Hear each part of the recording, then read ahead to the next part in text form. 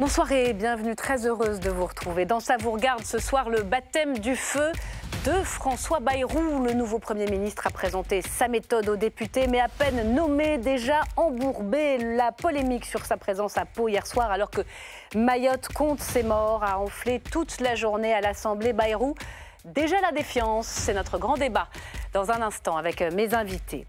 C'est le plus grand désastre naturel survenu sur le territoire français depuis un siècle. Grand angle ce soir sur la situation tragique à Mayotte après le cyclone dévastateur, la crainte d'un drame sanitaire. Nous en parlerons avec l'écologiste Dominique Voynet et le journaliste Rémi Carayol. Enfin, la question qui fâche. Ce soir, faut-il rétablir le cumul des mandats? Au-delà de la polémique Bayrou aujourd'hui, a-t-il raison? Sur le fond, le non-cumul a-t-il coupé les élus des réalités? Tir croisé avec nos chroniqueurs à la fin de cette émission. Voilà pour le sommaire. Vous savez tout, installez-vous, ça vous regarde. Top, générique.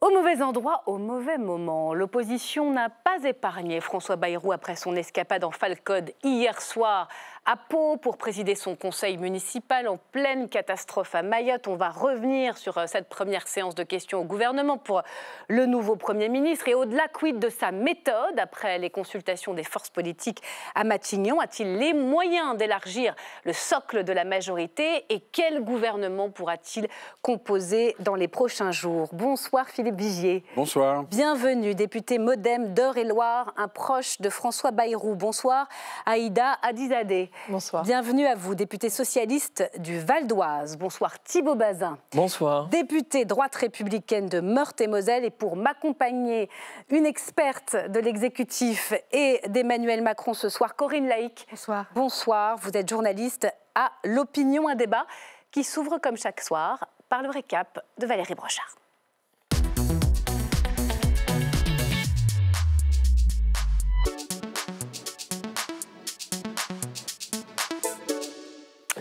Bonsoir Valérie. Bonsoir Myriam. C'était jour de grand oral, premier grand oral pour François Bayrou face aux députés. Et oui Myriam, depuis le passage dévastateur du cyclone Chido à Mayotte, où les autorités craignent à minima des centaines de morts, tous les regards sont tournés vers l'archipel français situé entre le continent africain et l'île de Madagascar, tous sauf un, et non des moindres, ce qui a généré une interrogation hier soir quelque part dans le sud-ouest de la France.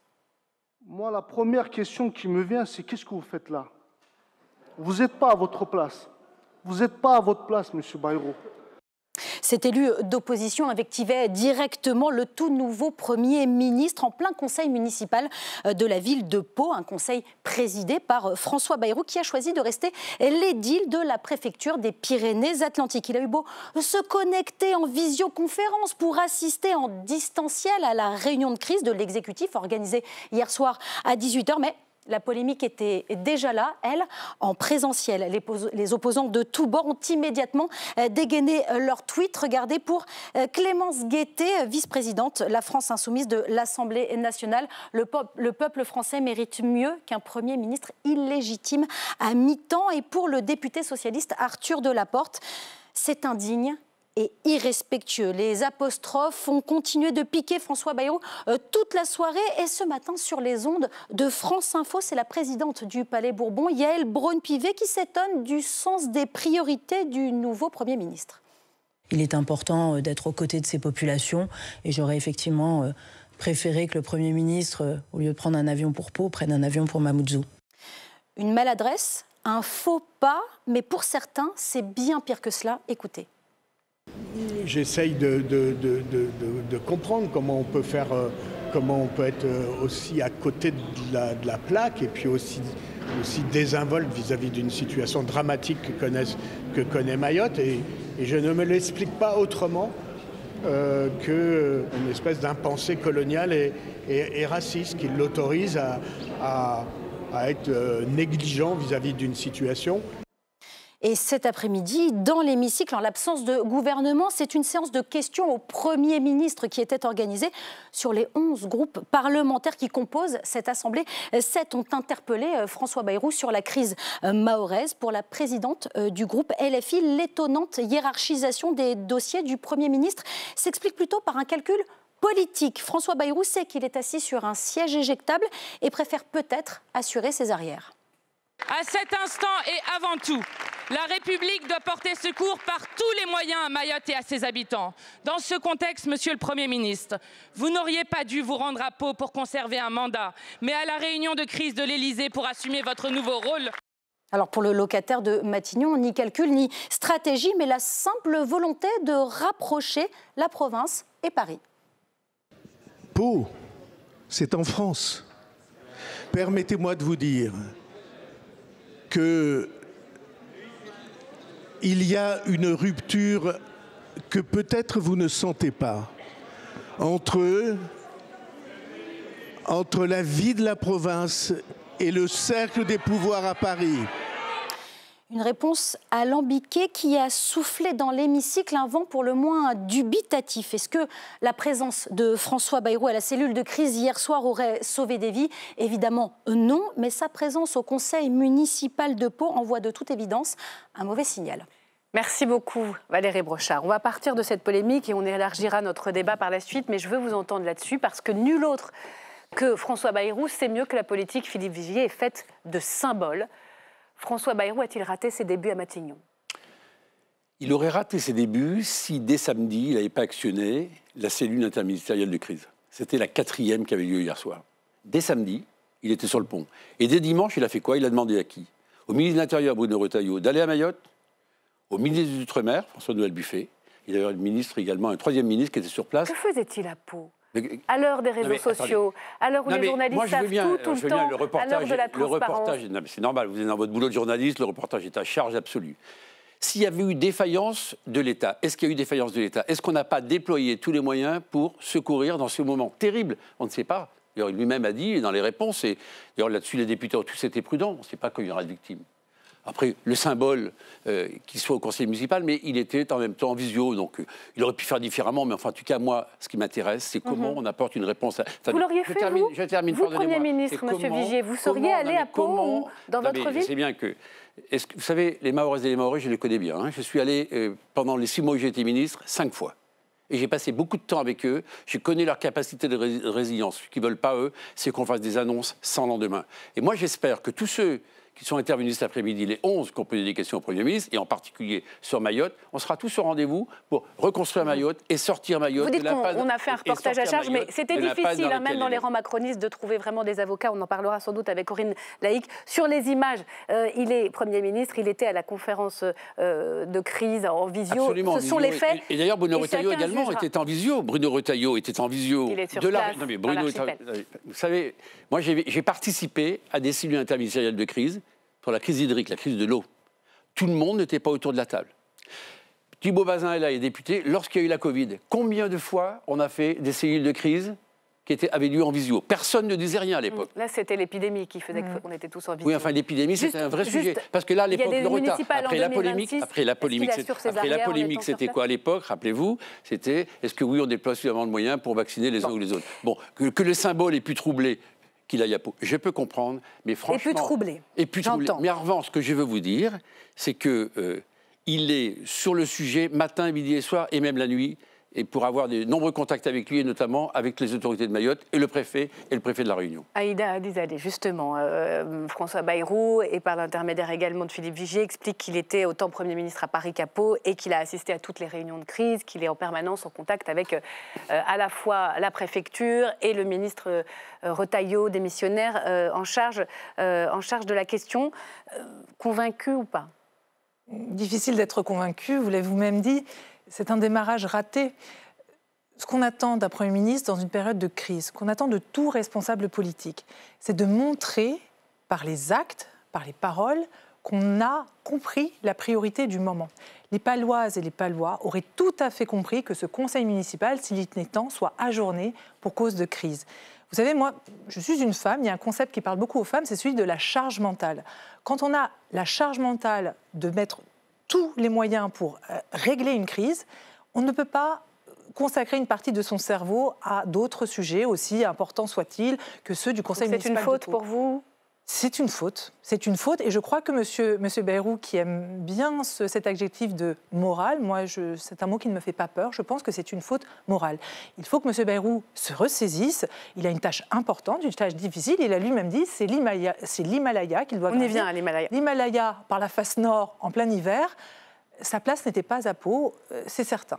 Thibault Bazin, est-ce que vous restez indulgent à l'égard de cette faute morale, dit la députée socialiste, ou à tout le moins ce faux pas pour démarrer dans ses fonctions dont il a rêvé si longtemps?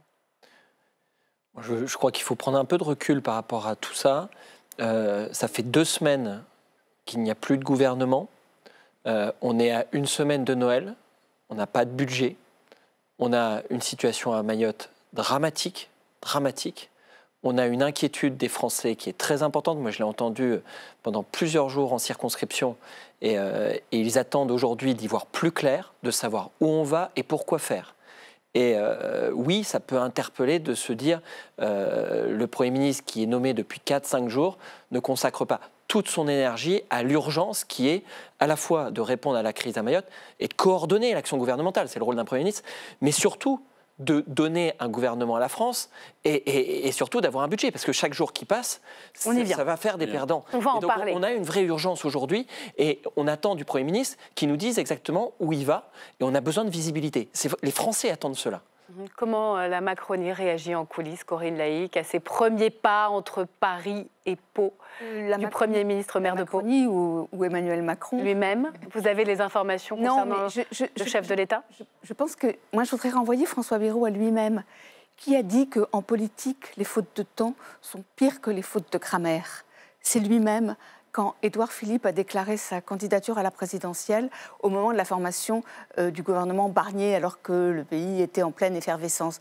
Donc je pense que ce n'est pas le fait qu'il soit allé à Pau présider un conseil municipal ou qu'il veuille à tout prix rester maire qui peut choquer, il peut y avoir un débat là-dessus, mais c'est le fait qu'à ce moment-là, il soit à Pau. Et est-ce que ça révèle, je pose la question, est-ce que ça révèle quelque chose de lui, qui est quelqu'un qui n'aime pas la com, donc il peut penser que c'est de la com, de faire semblant, d'être hyper impliqué, d'être à la cellule de crise à Beauvau, et que ça ne change rien au fond du problème s'il n'est pas là, ce qui est un peu vrai. En même temps, on peut entendre l'argument que vous développez, à savoir que quand on est dans une crise aussi grave, on doit y être totalement dédié, totalement consacré.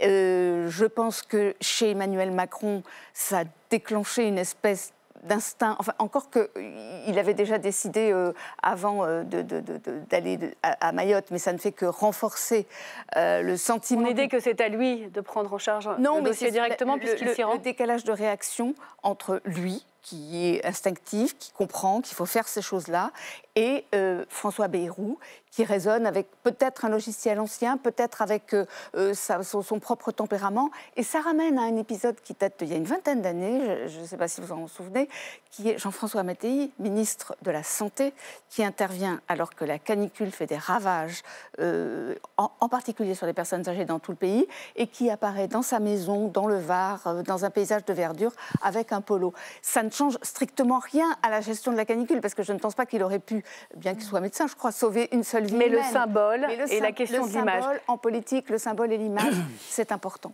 Lui qui veut quand même des poids lourds en politique, qui défend justement d'être un pur politique, d'être au contact du pays, on ne va pas y passer toute l'heure, hein, mais est-ce qu'il n'a pas manqué un peu de sens politique, là, tout simplement?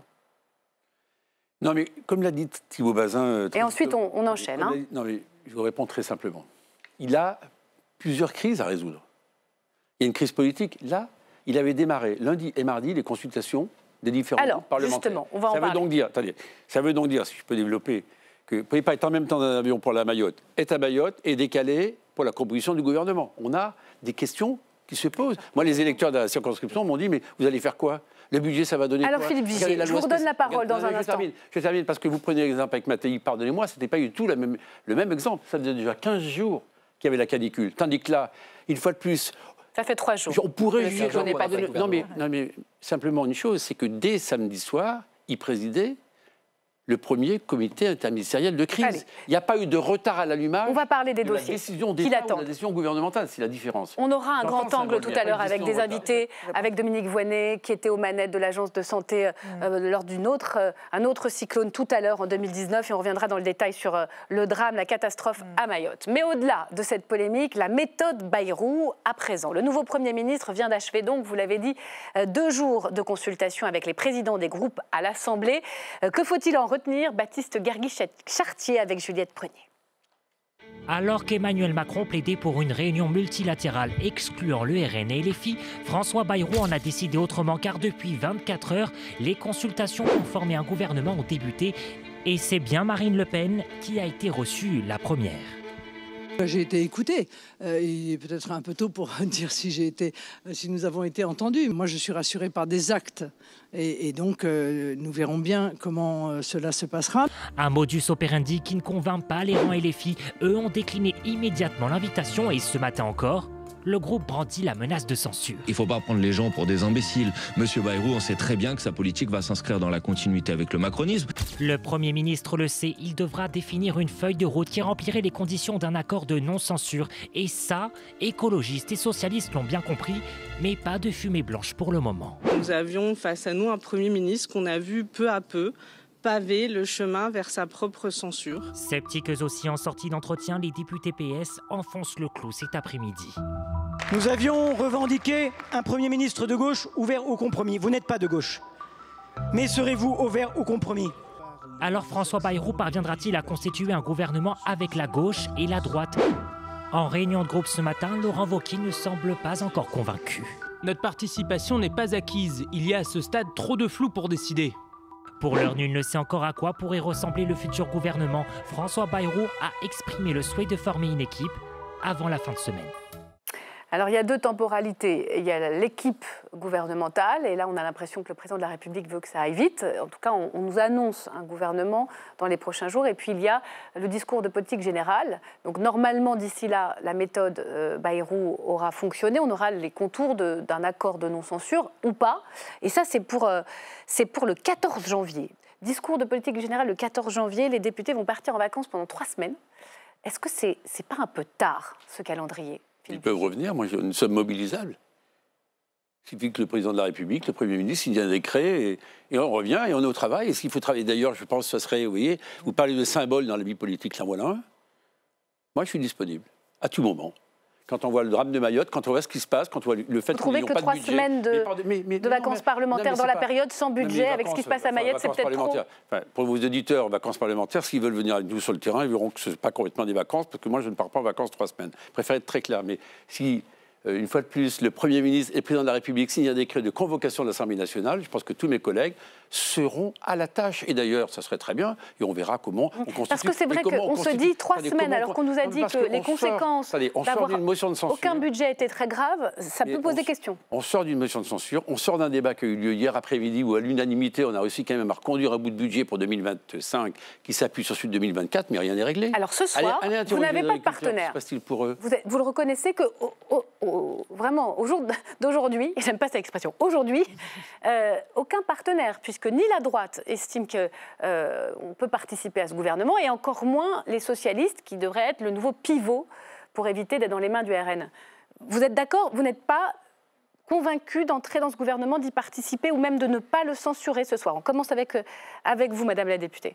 Alors, ce n'est pas parce qu'on ne rentre pas au gouvernement qu'on ne veut pas mettre tous nos efforts, toute notre énergie pour trouver une solution à cette crise qui soit une sortie par le haut en tombant d'accord à travers des dialogues, des échanges pour une voie de compromis. Mais à l'issue de ces discussions avec Olivier Faure et avec Boris Vallaud, le président du groupe, est-ce que vous pouvez nous dire, on n'entrera pas au gouvernement, c'est clair, on est dans l'opposition. En revanche, on ne va pas renverser ce gouvernement-là parce que nous avons changé de position. Nous n'avons pas changé de position. Nous avons toujours dit qu'il fallait travailler ensemble dans le dialogue, dans le compromis, pour trouver des voies de passage, texte par texte. On le disait aussi avec Michel Barnier, le souci c'est que Michel Barnier, d'emblée, s'est mis dans la main de l'extrême droite. D'ailleurs, c'est la seule condition pour laquelle il pouvait être nommé, c'était que Marine Le Pen levait le pouce vers le haut ou vers le bas, ce qui lui permettait de rester ou de partir. Mais est-ce qu'on avance avec les socialistes ce soir? Là, on a un bouger. François Bayrou avance. Pas de notre part. On a un bouger de la part du président de la République. On aimerait qu'il soit allé plus, on aurait aimé qu'il soit allé plus loin et qu'il ait nommé un Premier ministre de gauche. Ce n'est pas le cas. On prend acte. Maintenant, on dit à M. Bayrou, ressaisissez-vous.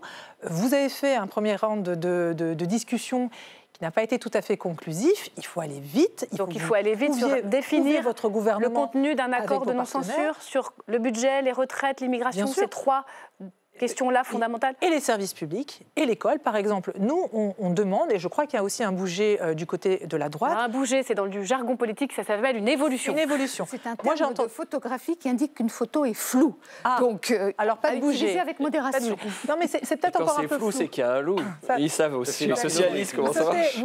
Vous citez vos références socialistes, ça on aime bien. Non, il y a une évolution, vous avez raison, c'est le véritable terme. Sur ce plateau-là, il y a un des collègues Modem qui disait que sur l'école, il fallait une grande loi de programmation. Nous sommes d'accord là-dessus. L'école ne peut pas être un poste de réduction des dépenses. Il y a urgence à sauver notre école. Pour vous, il faut prendre son temps, juste pour comprendre. Parce que les Français qui nous regardent, ils se disent, mais qu'est-ce qui se passe? Il n'y a toujours pas de gouvernement. Il faut aller vite. Nous, les socialistes, donc vous le voulez quand, cet accord? Pas au gouvernement. Donc il ne faut pas aller en vacances, là, il faut travailler tout de suite. Nous, alors, ça a été coupé, ça n'a pas été retenu, mais dans la question que Boris Vallaud a posée au Premier ministre, il y avait une interpellation directe, faites-nous revenir le plus tôt possible. On a avancé la date du 7 janvier où on est mobilisable, et vous avez raison, Monsieur Vigée, encore plus tôt que ça.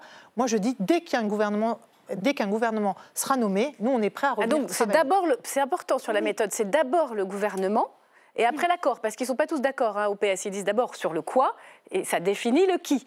Et donc le gouvernement après. Attendez, j'ai dit qu'on serait prêt à revenir travailler. Il faut que le gouvernement pour la droite soit déjà dans un... Où est-ce que vous en êtes ce soir, Thibault Bazin? Vous n'êtes pas dans l'opposition à François Bayrou. Aujourd'hui, on attend de voir. Il n'y a rien d'automatique. On a été tous élus sur la base d'une liberté où on soutiendra tout ce qui a de bon sens. Le premier élément, c'est que les Français attendent de la stabilité. On a eu 3 premiers ministres en 4 mois. On a besoin de stabilité. Donc nous, on ne sera pas facteur de chaos. Cela étant dit, il n'y a pas de soutien ou de participation automatique. Nous, ce qui compte, c'est que ça aille dans le bon sens. Soutien, il faut expliquer. C'est ne pas renverser participation au gouvernement. Ces mots-là ne sont pas évidents pour ceux qui nous regardent au quotidien. Aujourd'hui, c'est des chicayas politiciennes. Ce qui compte, c'est où est-ce qu'on va. Et si la direction qui est prise correspond à ce qu'on peut incarner, et que ça fait sens, ça sera assez logique. Mais aujourd'hui, on attend que le Premier ministre clarifie où il veut aller, les axes là-dessus. Et après, sur le programme oui, sur le programme, parce qu'il y a des attentes fortes. Est-ce que, par exemple, sur la lutte contre le narcotrafic, on va avancer? Sur la valorisation du travail par rapport à la citana, est-ce qu'on va avancer? Sur l'immigration, par exemple, s'il n'y a pas de nouvelle loi, est-ce que vous pourriez quand même participer ou pas? C'est une ligne rouge s'il n'y a pas une nouvelle loi immigration avec Bruno Retailleau. Est-ce qu'on veut lutter et renforcer la lutte contre l'immigration illégale ou pas? Donc une nouvelle loi sur la base de celle qui avait été censurée par le Conseil. Le premier des défis, c'est le budget.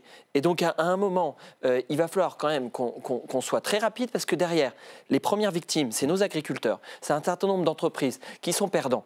Et il y a vraiment urgence. Et aujourd'hui, je pense que... Le RN d'ailleurs, ce soir, réclame une loi d'urgence avant le 31 décembre sur les agriculteurs. Il faut une trajectoire qui soit cohérente. On ne peut pas mentir aux Français en disant juste on vous donne les avantages sans dire comment on va les financer. C'est pas responsable. Moi je coupe pas Noël, Nouvel An. Je suis mobilisable en circonscription. On est prêt à tout moment, comme l'a dit Philippe Vigier.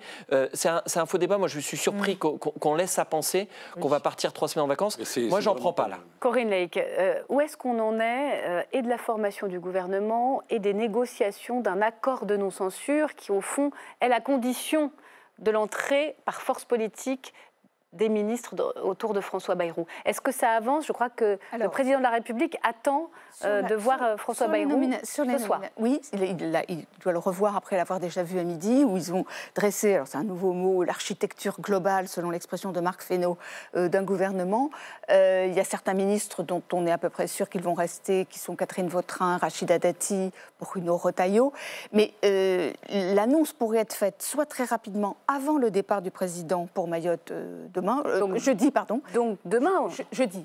Après-demain. A priori, le président partirait jeudi pour Mayotte et il n'irait pas au Conseil européen. C'est pas, enfin, à ma connaissance, je ne sais pas si ça a été annoncé officiellement, mais c'est l'idée qui tient la route. Il n'irait pas au Conseil européen jeudi. L'alternative, c'est qu'il irait à Mayotte après avoir visité, ce qui était prévu, Djibouti et l'Éthiopie, ce qui nous ramènerait à plutôt un retour dimanche. Donc le gouvernement pourrait... Donc annonce avant le départ jeudi. Peut-être avant jeudi, si c'est prêt. Sinon, au retour de sa tournée à la fin de Mayotte, la semaine, puis à l'étranger, en dimanche ou lundi. Je vais vous montrer quelques visages, parce que ce qu'on sait du projet gouvernemental de François Bayrou, c'est qu'il veut un gouvernement resserré. Et de poids lourds. Et de poids lourds politiques. Bruno Retailleau, Xavier Bertrand, Elisabeth Borne, Gérald Darmanin, François Rebsamen, du Parti socialiste, qui n'est plus au PS, un homme de gauche. Donc, voilà les noms qui circulent. Où en est-on ce soir? Bruno Retailleau, Rebsamen sont à peu près sûrs d'être là. Xavier Bertrand, le président, le souhaiterait, parce qu'il a voulu le nommer Premier ministre, donc Emmanuel il aimerait bien qu'il en soit. Xavier Bertrand, il y a un petit souci avec Marine Le Pen, parce qu'elle ne voulait pas de lui comme Premier ministre. Elle a semblé dire qu'elle ne voulait pas de lui comme ministre, mais ce serait pour François Bayrou se mettre vraiment dans les mains du RN que d'accepter cette injonction sur un ministre. Voilà, mais sinon, Xavier Bertrand, je crois qu'il est partant. La prise à gauche, c'est du débauchage, donc ça n'est pas un accord. Je pense que, oui, parce que je voudrais quand même revenir à la question initiale que vous posiez. C'est qu'on a complètement changé de méthode et de formule. Mais oui, parce qu'on croyait qu'on allait avoir le quoi avant le qui. Voilà, la réunion de l'Élysée du 10 décembre, c'était, on définit le quoi, on se met d'accord soit sur de la participation, soit du soutien, soit sur de la non-censure, et puis on nomme après les personnalités qui correspondent à ce qu'on veut faire. François Bayrou n'a pas tout à fait suivi cette feuille de route. Il s'est précipité sur le qui pour former son gouvernement et on en est à ce genre de discussion sans savoir, personne ne le sait, je ne crois pas même François Bayrou, sur ce qu'il va faire. Et tout le monde s'est remis dans cette attitude très ancienne qui consiste à dire « Ah ben oui, mais montrez-nous votre feuille de route et on verra si on vient ». Normalement, la feuille de route, elle est à négocier avec les partis. Donc, ce n'est pas le chemin qui a été suivi. On fait du surplace, on avance dans une méthode et on revient à une autre. On est revenu à quelque chose de très classique, c'est qu'on va nommer un gouvernement, il va y avoir une déclaration de politique générale, puisque François Bayrou a dit tout à l'heure, vous le saurez dans ma déclaration de politique générale, il a apporté des réponses assez vagues. Espérons, puisque tout le monde a l'air d'être d'accord que la déclaration de politique générale va être avancée, mais on en est revenu à quelque chose de très classique. Donc elle serait avant le 14 janvier, la déclaration de politique générale? Je ne sais pas si tout le monde le réclame et si le Premier ministre... Tout le monde a trouvé que c'était un peu tard. Bien. Alors, il reste l'Himalaya. C'est fondamental pour répondre à la question du soutien ou pas, ou de la participation. Ça correspond. Ce qu'attendent les Français, c'est de savoir où on va. Et c'est la question la plus importante.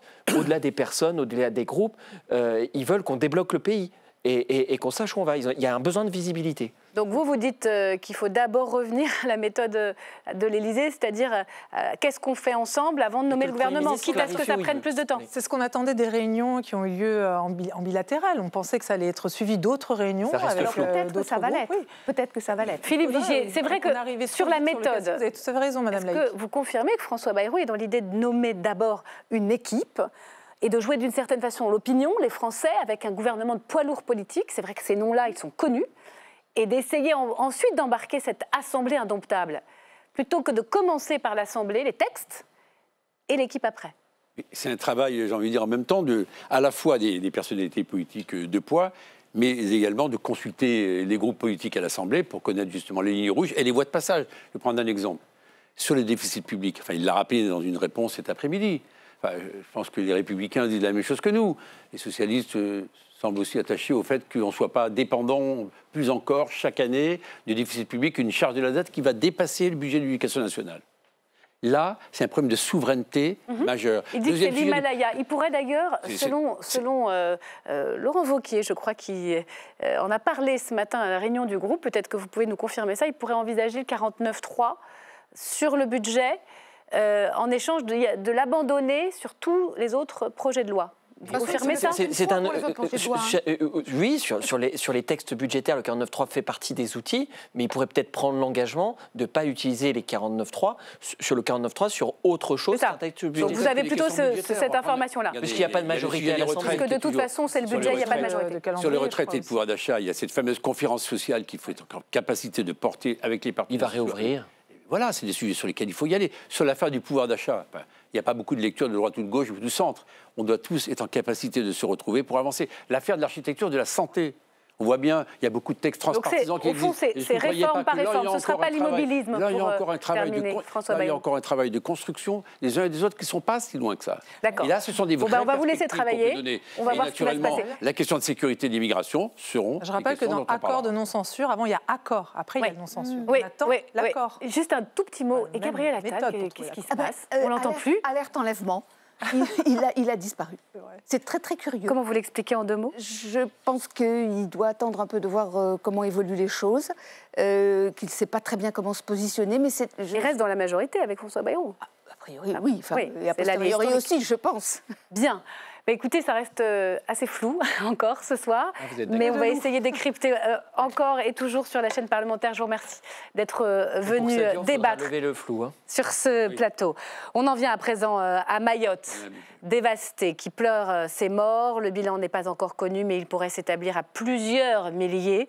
Après le passage du cyclone Chido il y a 3 jours, on va en parler avec 2 invités ce soir qui connaissent bien l'archipel, la députée écologiste Dominique Voynet et le journaliste Rémi Carayol. Bonsoir à vous 2. Mais d'abord le point sur l'ampleur des dégâts. C'est la pire catastrophe naturelle sur le territoire français depuis un siècle.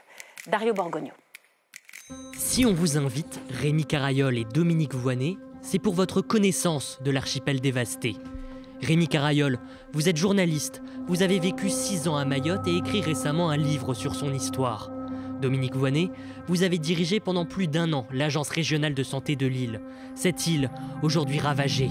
Les secours peinent à arriver dans certains secteurs et une grande partie de l'île est encore privée ce soir d'électricité. À Mayotte, département le plus pauvre de France, premier désert médical français, l'eau et la nourriture commencent à manquer. Pour éviter les pillages, un couvre-feu entre en vigueur ce soir, entre 22h et 4h du matin. 1600 gendarmes et policiers sont présents sur l'archipel, rejoints dans les prochains jours par 400 gendarmes supplémentaires. Même à Mamoudzou, on n'a vu personne, on a vu les policiers, c'est rassurant. Nous sommes traumatisés. Hier, sur place, le ministre de l'Intérieur démissionnaire disait craindre un bilan très lourd. Avec de nombreux bidonvilles rasés, les morts pourraient se compter par milliers. Entre 100 000 à 200 000 personnes issues de l'immigration illégale logées dans ces habitats précaires. On ne pourra reconstruire Mayotte sans traiter avec la plus grande détermination la question migratoire. Des propos polémiques pour certains alors que les secours cherchent toujours les disparus. Le président de la République compte se rendre sur l'île et décréter un deuil national. Bonsoir Dominique Voynet. Bonsoir. Merci d'être là, vous êtes députée écologiste. C'est un drame humanitaire et sanitaire immense. Vous connaissez bien l'archipel puisque vous aviez piloté l'Agence régionale de santé en 2019 et vous avez géré le passage d'un autre cyclone, celui-ci s'appelait Belna. Vous êtes effrayé ce soir par les retours? Effrayé par des propos un peu lapidaires, y compris dans les commentaires de votre journaliste.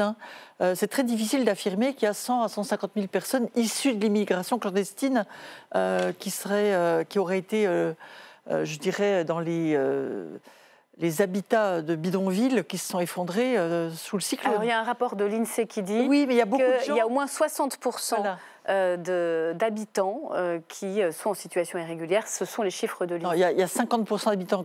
C'est-à-dire qu'il y a à peu près 60% de personnes issues de l'immigration, dont beaucoup ont des papiers. Alors, on va y venir à la question migratoire et à la question de l'habitat insoluble. Il y a même des rapports parlementaires qui prédisaient la catastrophe absolue en cas de moi, j'ai tiré cyclone. la sonnette d'alarme à multiples reprises. Voilà.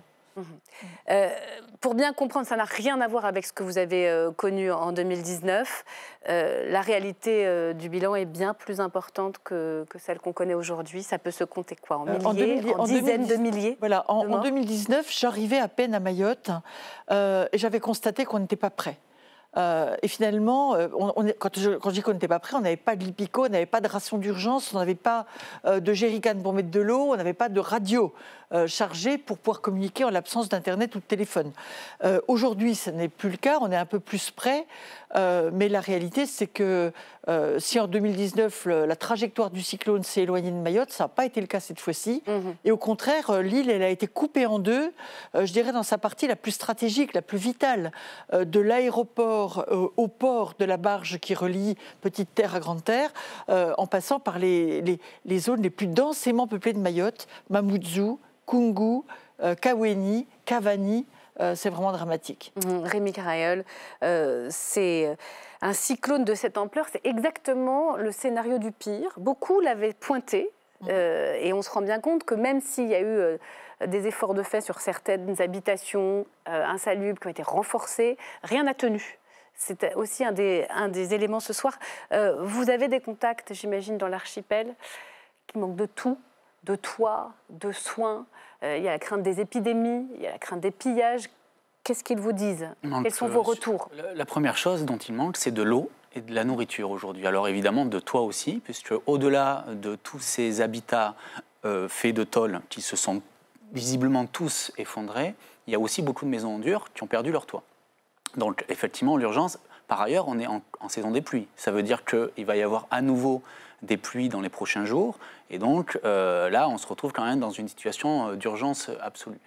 C'est surtout la sidération qui l'emporte dans les premiers jours. Parce que même si tout le monde savait qu'un cyclone passant sur Mayotte, ça serait une catastrophe, finalement, personne n'y croyait vraiment. Ou en tout cas, chaque fois qu'il y avait eu un épisode cyclonique, Mayotte avait été plus ou moins protégée, souvent par Madagascar d'ailleurs. Et donc, ça a d'abord été la sidération, mais effectivement, on sent aujourd'hui poindre une forme d'incompréhension qui pourrait devenir de la colère, puisqu'on a l'impression que les secours n'arrivent pas. Il y a des quartiers qui restent inaccessibles.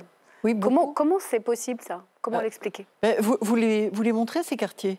Les routes sont encombrées par des tôles, du bois, des arbres qui se sont effondrés, des poteaux de téléphone, des relais de téléphone portable. Tout ceci, évidemment, rend les choses très compliquées. Rémi vient d'insister sur le fait que c'était la saison des pluies, c'est une saison très chaude aussi. Très chaude. Et donc les conditions matérielles sont difficiles. Beaucoup de routes à Mayotte ne sont pas bitumées, elles sont en terre, et donc l'accès est encore plus compliqué. Et puis il faut juste comprendre comment sont façonnés ces quartiers, ces bidonvilles en fait. C'est des minuscules ruelles qui ne sont pas même ni goudronnées, ni même de la terre battue en fait. On est vraiment sur la terre rase et avec des ruisseaux ou des rivières même parfois, donc c'est forcément très difficile d'accès. Aucun véhicule ne peut y aller. Il reste en véhicule. Alors justement, ces bidonvilles, ces habitats précaires, les gens sont restés. Les gens sont restés pourquoi? Parce que, voilà, ce qu'on peut lire, c'est la crainte de l'expulsion. C'est une des raisons. L'arrestation, l'expulsion, car en situation irrégulière. Ce sont pour la plupart des étrangers qui vivent dans ces habitats-là? Pour la plupart, mais il y a aussi des Français natifs de Mayotte. En gros, selon l'INSEE, 65% des étrangers vivent dans ces habitats-là et 25% des Français natifs de Mayotte quand même. C'est pas négligeable. Tout à fait. Donc voilà, effectivement, beaucoup sont restés dans leur quartier pour plusieurs raisons. Peut-être que l'information n'est pas toujours bien passée, peut-être qu'il y avait une sous-estimation de ce que pouvait être ce cyclone, mais c'est clair qu'il y a une raison majeure pour les personnes en situation irrégulière, c'est qu'elles avaient peur de se faire arrêter et de se faire expulser. Au risque de mourir.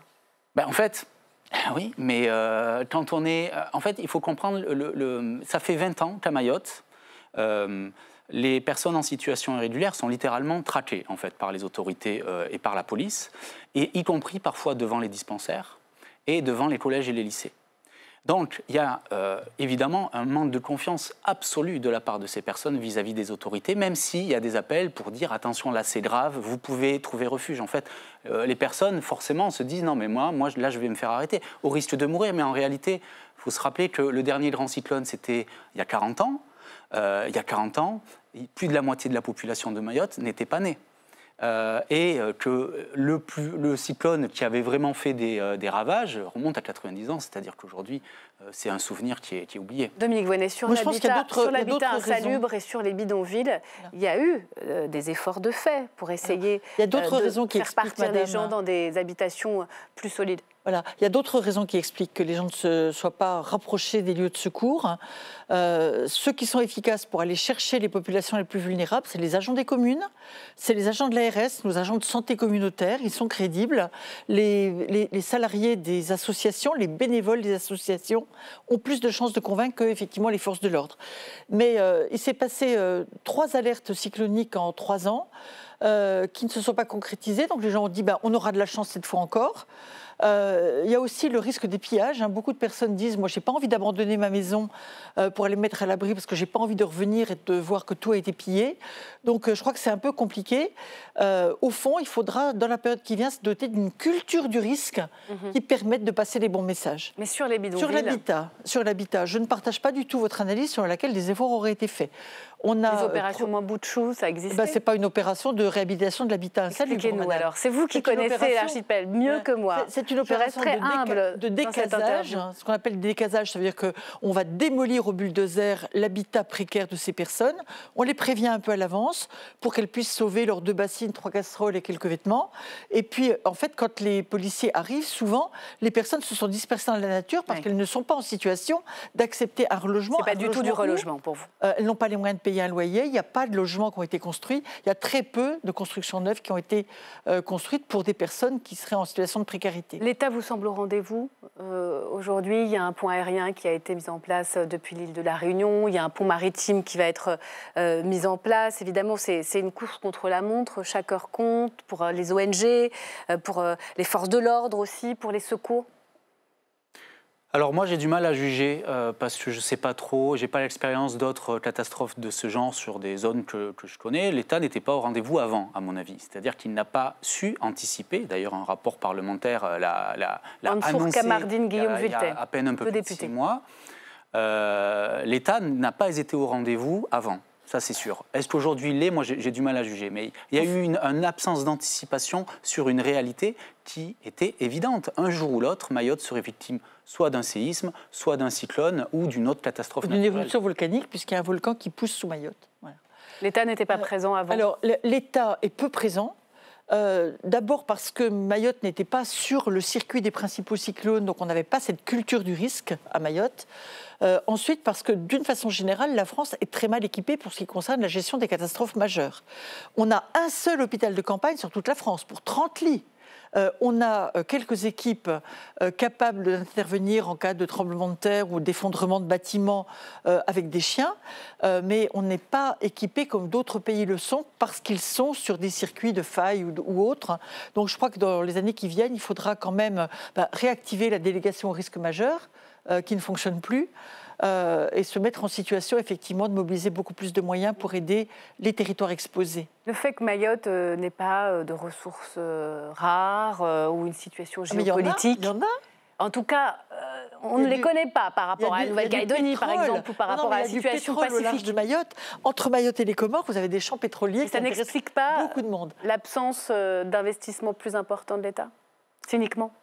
C'est l'histoire de Mayotte, de l'archipel des Comores lorsque c'était une colonie, et de la France. C'est-à-dire que c'est un territoire qui a été colonisé par la France au XIXe siècle, mais dont la France n'a jamais su que faire, en fait. L'intérêt, au début, c'était une zone qui les intéressait pour aller pouvoir coloniser Madagascar, qui était beaucoup plus intéressante aux yeux des Français. Mais après, une fois que c'était colonisé, finalement, on a laissé un peu à l'abandon. Et même Mayotte, lorsque la séparation de Mayotte avec les autres îles a été actée en 1975, il a fallu attendre plus de 20 ans pour que la France commence à investir, à envoyer des fonds pour développer les infrastructures, notamment. C'était lié à la situation géopolitique, puisque Mayotte est un territoire toujours revendiqué par l'Union des Comores, mais c'était lié aussi par un relatif désintérêt de ce territoire dont une partie des hauts fonctionnaires disaient régulièrement qu'ils ne savaient pas que faire de cette île en réalité. Et sur la question migratoire, on y vient, la question qui fâche donc, puisque Bruno Retailleau a estimé qu'il fallait penser le jour d'après et on ne pourra pas reconstruire Mayotte sans traiter la question migratoire. Symbole de la dérive que les gouvernements ont laissé s'installer sur cette question, il faudra légiférer. Gérald Darmanin avait déjà porté la réforme du droit du sol à Mayotte. Ça a été super efficace, vous avez vu. Combien de personnes sont parties ? C'est-à-dire qu'en gros, autour de Mayotte, pas seulement d'ailleurs aux Comores, mais à Madagascar par exemple, les populations vivent dans des conditions plus misérables encore. Si vous êtes diabétique, si vous êtes dialysé, si vous êtes enceinte avec une grossesse un peu difficile, où est-ce que vous allez aller ? Vous êtes tenté d'aller à Mayotte. Vous mettez votre vie en péril pour aller à Mayotte. Vous allez payer des passeurs pour franchir le bras de mer depuis Anjouan sur des kwassa-kwassa avec des morts chaque année dans des conditions ignobles. Mais les Mahorais le disent, eux, qu'ils veulent arrêter ça. Et les élections le montrent vous savez dans les urnes. Un programme de coopération France-Comores a été monté il y a plusieurs années déjà, en 2020 à peu près, qui bénéficie de beaucoup d'argent. Il n'y a pas une très forte volonté des Comores de participer, de jouer le jeu. Je crois qu'il faudrait des sommes absolument considérables pour rattraper un niveau de vie aux Comores qui permettent de convaincre les Comoriens. Puis surtout, il n'y a pas une seule famille à Mayotte qui n'ait pas des liens étroits, anciens, familiaux, amoureux avec les Comores. Le sénateur de Mayotte, Saïd Omar Wali, maire de Dzaoudzi, l'abattoir, il est comorien aussi. Il a un double passeport dans sa poche. Et comment ça se passe ? Quasiment tous les responsables politiques. Quasiment tous les responsables politiques. Vous, des Comores, Mansour Kamardine a des liens étroits et anciens avec les Comores. Rémi Carayon. J'allais justement rebondir là-dessus. Quand on parle d'immigration clandestine, on a toujours l'impression, comme on a l'impression en Europe, que ce sont des gens qui arrivent, qui sont nouveaux.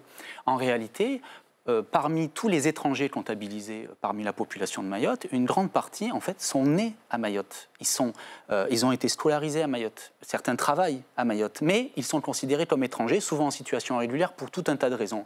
Difficile d'avoir des papiers pour comoriens pour régulariser sa situation, des lois qui ont été modifiées au fil des ans, le droit du sol qui a été notamment raboté en 2018, qui complique la situation des gens. Mais c'est des gens qui sont de Mayotte, même s'ils ont des liens avec les autres îles, comme y compris les natifs, en fait, ce que l'on appelle les Mahorais, c'est-à-dire, bon, c'est difficile à déterminer qui est Mahorais, qui ne l'est pas concrètement. Mais en fait, il y a cette réalité. Et effectivement, couper Mayotte des Comores, c'est ce que j'essaye d'expliquer, moi, au fil de mes écrits, c'est une erreur majeure, à mon sens, parce que, ce n'est pas humainement viable de couper des familles, de disloquer des familles, mais deux, la réalité montre que ça ne fonctionne pas. Ça fait des années qu'on expulse chaque année entre 23 000 et 25 000 personnes de Mayotte, soit à peu près pas loin de 10% de la population. Bon, on voit le résultat, ça n'aboutit à rien.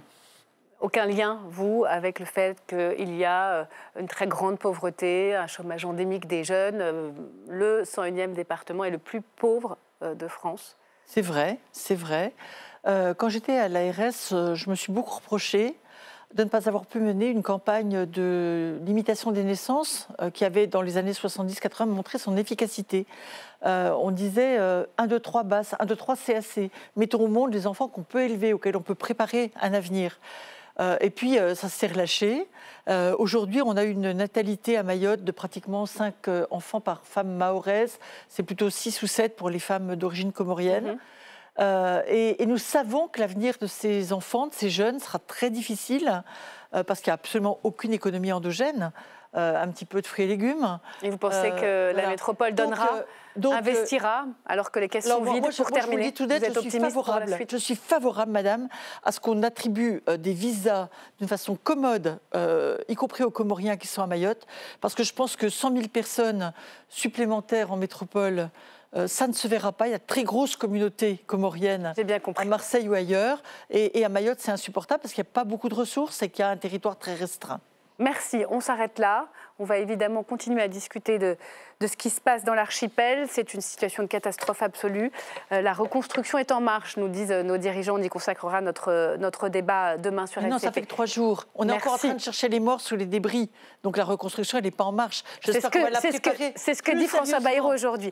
On termine avec la question qui fâche avec nos chroniqueurs pour nous interroger ce soir sur le cumul des mandats que François Bayrou veut rétablir. On les accueille juste après ce sujet signé Marion Becker. Merci à vous. La question qui fâche ce soir nous vient directement du Premier ministre. Je pense profondément qu'on s'est trompé. Tout le monde, on a tous participé à ça, en faisant que deviennent incompatibles les responsabilités locales et les responsabilités nationales. C'est une surprise. François Bayrou se positionne là où on ne l'attendait pas. De sa mairie de Pau, il affiche sa volonté de rétablir le cumul des mandats. Il existe pourtant une règle tacite, ne pas cumuler son portefeuille de ministre et un exécutif local. Elle était jusque-là respectée par les premiers ministres.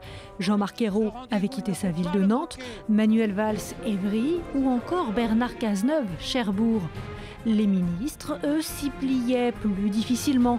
Et depuis un an, les exceptions se sont multipliées, à l'image de Rachida Dati. Un autre cumul, lui, est formellement interdit. Depuis 2014, les députés et les sénateurs n'ont plus le droit d'être en même temps maire ou président ou vice-président d'un exécutif local. Et pour la gauche, il ne faut pas y toucher. Notre travail, pour le faire correctement, nécessite du temps et de l'engagement. Et donc nous ne comprenons pas, y compris à l'occasion sans doute d'une des premières expressions publiques du Premier ministre, qu'il remette ce sujet sur la table. Le débat, relancé par François Bayrou, ne laisse pourtant pas tous les députés insensibles, surtout à droite. Moi, je suis favorable au cumul des mandats parce que ça change le visage du Parlement. François Bayrou devrait en dire plus lors de sa discussion de politique générale le 14 janvier prochain. Alors, nous vous posons la question qui fâche ce soir. Faut-il rétablir le cumul des mandats ? Tir croisé ce soir entre deux fines lames du journalisme politique, Antoine Oberdorf de l'Opinion, bonsoir, bonsoir. Et Louis Oselter du Figaro, bonsoir messieurs. Alors, qu'est-ce qu'on en pense du cumul des mandats? C'est une bonne idée d'y revenir? Pour moi, c'est non. Pour moi, c'est non, pour une raison simple, c'est que le cumul des mandats, c'est une idée en apparence séduisante, sur le mode, en réalité, de réenraciner, remettre en prise, en réalité, nos élus avec le territoire. C'est ce que défend François Bayrou quand il parle du parisianisme de la classe politique, du fait que toutes les décisions seraient prises entre les deux rives de la Seine. Bon, l'idée est séduisante. En réalité, moi, quand j'entends par exemple Éric Woerth dire qu'il veut changer le visage de l'Assemblée nationale, j'ai envie de lui demander, mais dans quel sens? Parce que moi, je suis originaire du Sud-Ouest, je n'ai pas tellement envie de revoir se constituer des baronnies à la Jean-Michel Baillet dans le Tarn-et-Garonne, avec des gens qui se survivent à eux-mêmes, qui cumulent jusqu'à 120 ans de mandat, et qui, en réalité, obstruent la possibilité d'un renouvellement de la vie politique. Donc, pour moi, c'est non, et c'est vraiment, par essence et par définition, une fausse bonne idée. Bien compris, des baronnies de père en fils qui font de la politique, comme on fait un peu de la rente notariale, si j'ose dire. C'est fini et c'est tant mieux pour Antoine Oberdorf. D'accord avec ça? Mais en fait, on fait des baronnies même sans cumuler des mandats. C'est ça qui est malheureux, c'est que ça n'empêche pas des gens de cumuler des mandats locaux. D'ailleurs, c'est très intéressant. Quand on a interdit le cumul des mandats, on a interdit le cumul entre un mandat national, parlementaire, et un mandat local, mais on n'a pas du tout interdit le cumul des mandats locaux entre eux.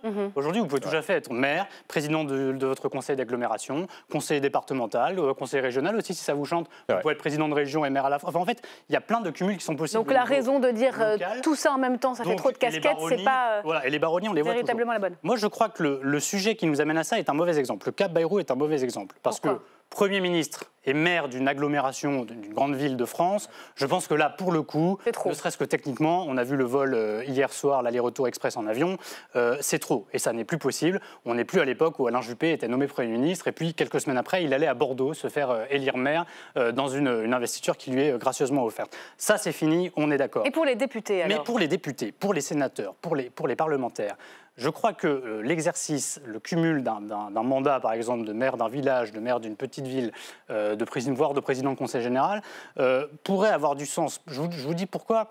C'est parce qu'on a beaucoup dit à l'époque où on a interdit le cumul des mandats, qu'on allait redonner de la force, de la vigueur au Parlement, que ça allait reparlementariser la vie politique parce qu'on aurait enfin des parlementaires à temps plein.